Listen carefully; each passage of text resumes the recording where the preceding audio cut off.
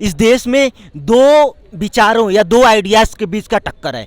ये लोग चाहते हैं कि इस देश में गरीबों को कोई भी हक ना रहे, उनके दान पे, उनके भीख पे हम लोग पले। अब सोचिए हमारी आइडिया क्या है। हमारी आइडिया ये है कि देश में समानता होनी चाहिए, वो चाहे धर्म के आधार पे हो, चाहे अर्थ के आधार पे हो, चाहे गरीबी अमीरी के आधार पे हो, सारी की सारी असमानताएं जो हैं वो खत्म होनी चाहिए।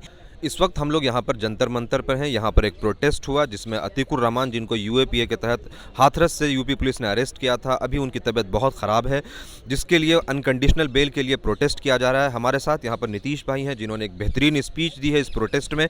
बहुत बहुत स्वागत है आपका मिलिटाजे से बात करने के लिए। ये जो पूरा प्रोटेस्ट हुआ उसकी नौयत क्या थी? देखिए, अतीकुर रहमान जो कि हाथरस जो केस हुआ था रेप का, उस केस में रिपोर्टिंग करने गए हुए थे, उनको उत्तर प्रदेश की सरकार गिरफ्तार करती है और उनको यूएपीए जैसे एक जो काला कानून है, जो कि एक बहुत ही गैर लोकतांत्रिक कानून है, उसके तहत उन्हें गिरफ्तार किया जाता है। और आज उनकी तबीयत बहुत ही ज़्यादा ख़राब है। उनको अगर सही से इलाज नहीं कराया जाता है, सही जगह उन्हें भर्ती नहीं कराया जाता है, तो शायद उनके साथ क्या होगा उसकी कल्पना हम शायद नहीं कर सकते। तो हम लोग आज इसलिए यहाँ पे प्रोटेस्ट करने आए हैं कि उन्हें तुरंत उनको रिहा किया जाए, उनको रिहा किया जाए, उन्हें एम्स में इलाज करवाया जाए ताकि उनकी तबीयत ठीक हो सके। और जो तमाम राजनीतिक कैदी हैं जिन्हें फर्जी केसों में फंसाया गया है, चाहे वो सीएनआरसी के कैदी हों, चाहे वो भीमा कोरेगांव के कैदी हों, और चाहे देश में तमाम जगहों पे लोकतांत्रिक अधिकारों के लिए, अपने अधिकारों के लिए प्रोटेस्ट कर रहे, धरना कर रहे लोगों को जो गिरफ्तार किया गया है, उन्हें तुरंत रिहा किया जाए। तो अतीकुर रहमान को इसलिए भी रिहा किया जाए क्योंकि उनकी तबीयत बहुत ज़्यादा ख़राब है। और आप सभी लोगों को मालूम होगा कि जेलों की कंडीशन क्या है, जेलों के अस्पतालों की क्या हालात हैं। जेलों के अस्पतालों के हालात और जेलों की हालात ये है कि जिस जेल में लोगों की क्षमता 100 लोगों को रखने की क्षमता है, उस जेल में 1000 लोगों को रखा गया है।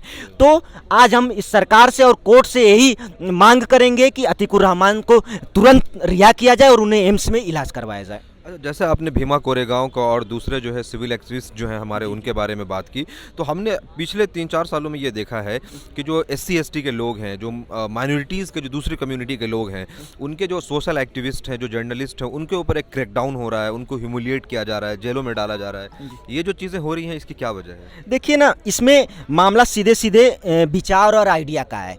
इस देश में दो विचारों या दो आइडियाज़ के बीच का टक्कर है। एक आइडिया ऐसा है जो चाहता है कि ये देश फांसीवादी तरीके से चलाया जाए, लोकतंत्र नाम की कोई भी चीज़ ना रहे, गरीबों के लिए कोई हक ना रहे, चाहे इस देश के दलित हों, आदिवासी हों या मुसलमान हों, उनके लिए कोई भी हक ना रहे, गरीबों को पढ़ने का हक ना रहे, यूनिवर्सिटीज़ के फीस इतने ज़्यादा बढ़ा दिया जाए, सारे देश के संसाधनों को बेच दिया जाए ताकि लोगों को नौकरियाँ ना मिले। एक ये आइडिया है जो लोग, इस आइडिया को मानने वाले लोग आज शासन सत्ता में हैं।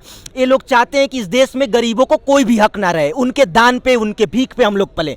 और एक तरफ दूसरा आइडिया है, जिस आइडिया को हम मानते हैं, जिस आइडिया को आप मानते हैं, जिस आइडिया को भीमा कोरेगांव के लोग मानने वाले थे। अब सोचिए हमारी आइडिया क्या है। हमारी आइडिया ये है कि देश में समानता होनी चाहिए, वो चाहे धर्म के आधार पे हो, चाहे अर्थ के आधार पे हो, चाहे गरीबी अमीरी के आधार पे हो, सारी की सारी असमानताएं जो हैं वो खत्म होनी चाहिए। जाति भेद जो है वो खत्म होना चाहिए। आदिवासियों के साथ जो गलत होता है, जो आदिवासियों की ज़मीनें छीनी जाती हैं, उनके साथ जो फर्जी एनकाउंटर्स होते हैं, वो नहीं होना चाहिए।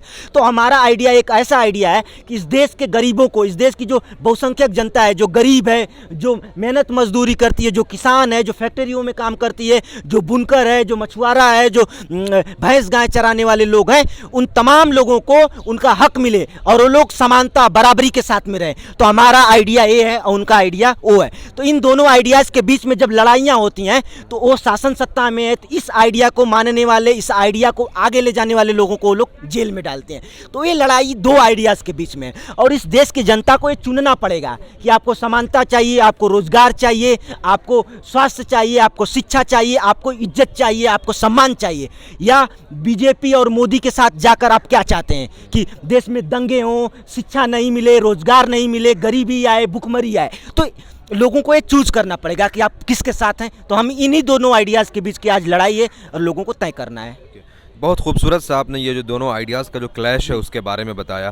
यहाँ पर एक चीज़ है, एक तो ये है कि जो लोग दूसरे तरफ हैं उनके साथ पूरी गवर्नमेंट की मिशनरीज़ काम कर रही हैं, तो उनके लोगों को ज़रूरी नहीं है कि वो रोड पर आकर के प्रोटेस्ट करें, लेकिन दूसरी तरफ जो लोग हैं उसमें बहुत सारे ऐसे लोग हैं जो कंफर्ट जोन से निकल नहीं पाए हैं, जिनको हम सिविल सोसाइटी कहते हैं। तो ऐसे कठिन समय में सिविल सोसाइटी का क्या रोल है?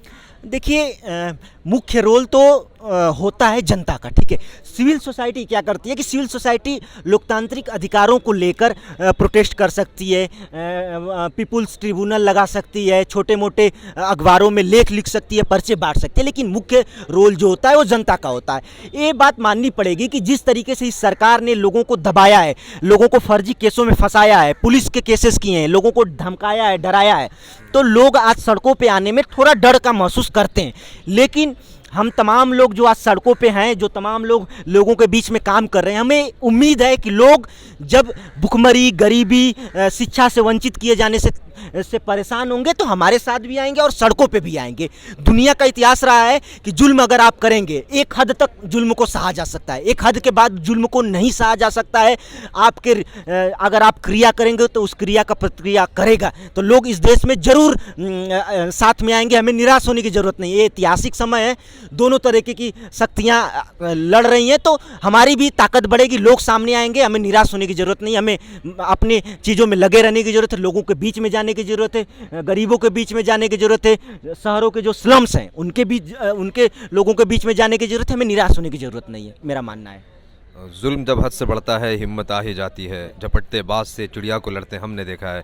बहुत शुक्रिया नीतीश भाई हमसे बात करने के लिए, थैंक यू।